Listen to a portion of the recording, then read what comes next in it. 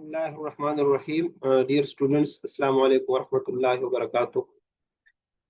अभी इस लेक्चर में आप लोगों के लिए जो चैप्टर 7 में इम्पोर्टेंट क्वेश्चन है सिंपल हार्मोनिक मोशन के साथ रिलेटेड और energy conservation in simple harmonic motion, वो हम थोड़े से क्विकली डिस्कस करते हैं। राइट, तो कुछ क्वेश्चन ऐसे हैं जो अक्सर पूछे जाते हैं एक्सट्रीम पोजीशन के ऊपर और मीन पोजीशन के ऊपर। राइट, तो the quantity that are maximum at the extreme position are potential energy, acceleration, and restoring force.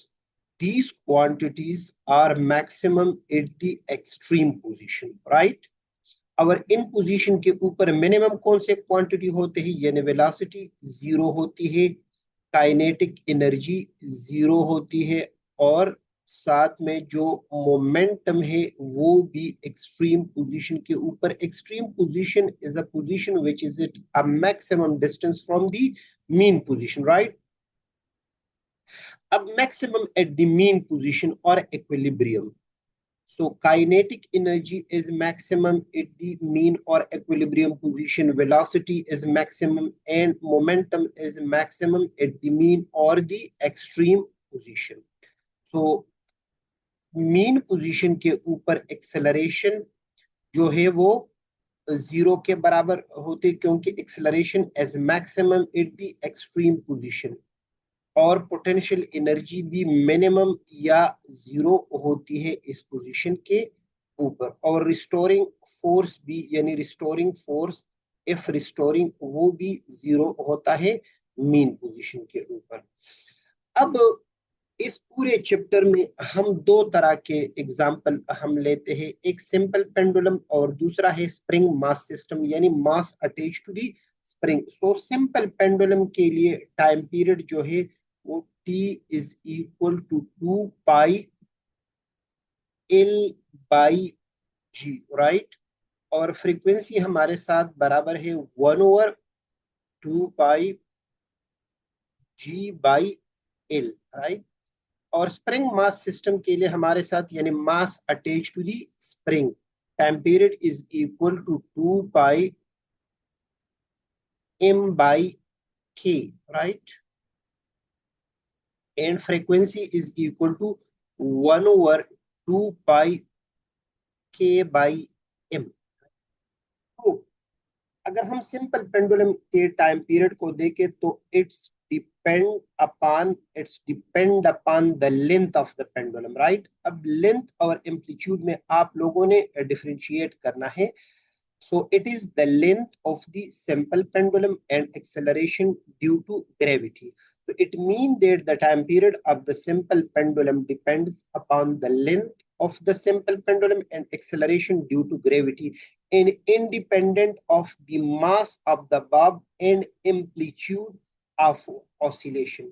मतलब अगर हम लेंथ को चेंज करते हैं तो टाइम पीरियड चेंज हो जाएगा। इसमें ज्यादातर मतलब यह था कि अगर लेंथ को हम 4 टाइम इंक्रीज करें, तो अगर लेंथ को हम 4 टाइम इंक्रीज करें, यानी 4l के ऊपर लेंथ कितना हो, टाइम पीरियड कितना हो जाएगा, 2t हो जाएगा। इसी तरह अगर हम इनको 9l करते हैं तो फिर ये 3t हो जाएगा। यानी अगर हम इसको 4 टाइम इंक्रीज करते हैं लेंथ को तो टाइम पीरियड डबल हो जाता है, अगर हम 9 टाइम इंक्रीज करते हैं तो ये 3 टाइम बढ़ जाता है। इसी तरह अगर हम 16 टाइम करते हैं तो ये 4 टाइम बन जाएगा। लेकिन इसके बरक्स अगर हम लेंथ को इंक्रीज करते हैं, लेंथ को जब हम इंक्रीज करते हैं तो फ्रीक्वेंसी कम हो जाती है। लेंथ को अगर हम 4l करें तो फ्रीक्वेंसी f/2 हो जाती है। इसको अगर हम 9 करें तो फिर ये 9l करें तो फ्रीक्वेंसी f/3। इसी तरह इसको अगर हम 16l करें तो फ्रीक्वेंसी f/4। तो लेंथ के बढ़ने से टाइम पीरियड बढ़ जाता है, ये रिलेशन है, और लेंथ के बढ़ने से frequency of the simple pendulum कम हो जाता है। मास ऑफ द पेंडुलम का इसमें कोई रोल नहीं है, ना amplitude of the pendulum. Right, इस इधर अगर हम देखें time period is equal to 2 pi m by k. Here m is the mass attached to a spring and K is a spring constant. K से related तो बहुत सारे question हमने अपने लास्ट लेक्चर में डिस्कस किए हैं। तो इसमें अगर हम मास को बढ़ाते यानी वो मास जो हम अटैच करते हैं स्प्रिंग के साथ, इसका वही रिलेशन है टाइम पीरियड के साथ जो सिंपल पेंडुलम और लेंथ का है। इसको मास को अगर हम 4m करते हैं यानी 4 टाइम इंक्रीज करते तो टाइम पीरियड डबल हो जाता है। इसको अगर हम 9m करते तो टाइम पीरियड जो है वो 3 टाइम बढ़ जाता है। इसको अगर हम 16m करें तो टाइम पीरियड 4 टाइम बढ़ जाता है। लेकिन अगर m को हम 4m करें तो फ्रीक्वेंसी जो है f/2, इसी तरह अगर हम 9m करें तो फिर f/3, right, f/3।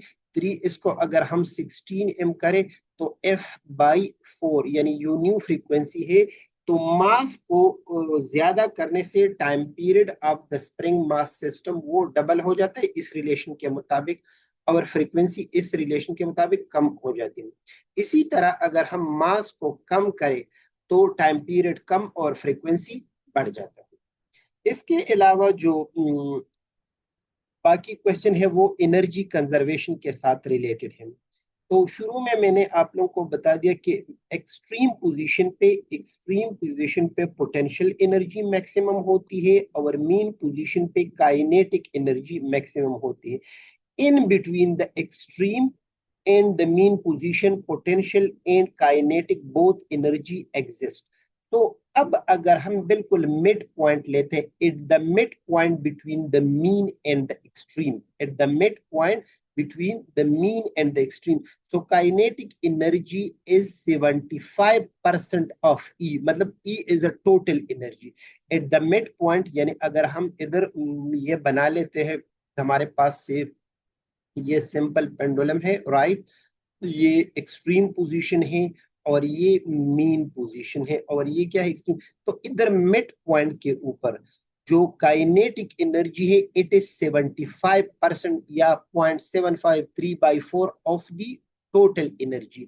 Here E is the total energy. तो अगर 75% काइनेटिक एनर्जी है, क्योंकि टोटल एनर्जी हमारे पास जो ई टोटल है वो बराबर है, ई टोटल बराबर है kinetic energy plus potential energy, right. तो मिड पोजीशन के ऊपर काइनेटिक एनर्जी कितनी होती है, 3/4 और 75%। तो इसका मतलब है कि at the mid position between the mean and the extreme the potential energy is 1/4 और 25% ऑफ द टोटल एनर्जी। इस तरह अगर हम पोजीशन ले लेते हैं A here is amplitude. What is amplitude? Amplitude is the maximum displacement from the mean position.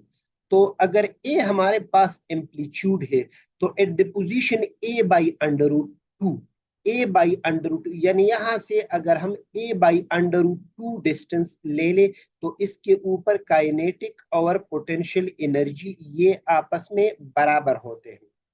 इस तरह अगर हम मीन से पोजीशन ले ले अंडर रूट यानी A/√3, मतलब इससे थोड़ा सा करीब है, तो इसके ऊपर काइनेटिक एनर्जी जो है वो पोटेंशियल एनर्जी के ट्वाइस के बराबर है यानी 2PE।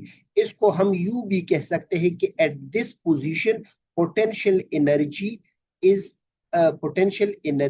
Is half of the kinetic energy, या kinetic energy is double of the potential energy. तो ये कुछ इंपॉर्टेंट क्वेश्चन थे जो मैंने आप लोगों के लिए मतलब समराइज किए इस टॉपिक से रिलेटेड।